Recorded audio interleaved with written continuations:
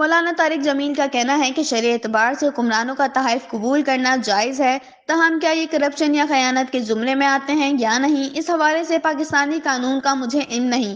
قومی خزانے کی لوٹ مار کرنے والے حکمرانوں کا انجام انتہائی عبرتناک ہوتا ہے۔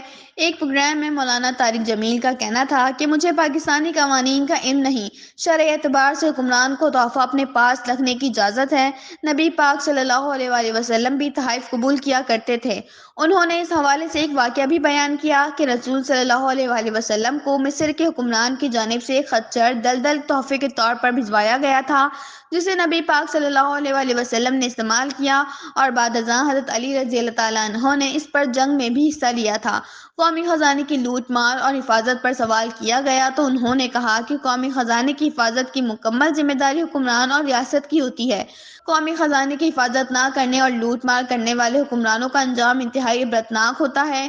ایک سوال کہ عمران خان نے توہین رسالت اور اسلاموفوبیا پر عالمی سطح پر آواز اٹھائی اور نبی پاک صلی اللہ علیہ وسلم سے مسلمانوں کی عقیدت سمجھائی، جس کا انہیں کریڈٹ نہیں ملا، پر جواب دیتے ہوئے مولانا طارق جمیل نے کہا کہ توہین رسالت اور اسلاموفوبیا پر آواز اٹھانا عمران خان کا کریڈٹ ہے، لیکن انہیں جو کریڈٹ ملنا چاہیے تھا وہ نہیں ملا۔ اگر ہم نے کریڈٹ نہیں دیا تو اللہ انہیں اپنے خزانوں سے جو چاہیں گے عطا کریں گے۔ انہوں نے مزید کہا کہ انسان اچھائی اور برائی کا مجموعہ ہوتا ہے، کچھ خوبیاں اور کچھ خامیاں سب میں ہوتی ہیں۔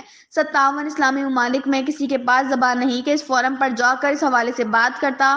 عمران خان نے بہادری سے اس پر آواز اٹھائی۔ سبسکرائب کریں اور بیل دبائیں تاکہ کوئی خبر رہ نہ جائے۔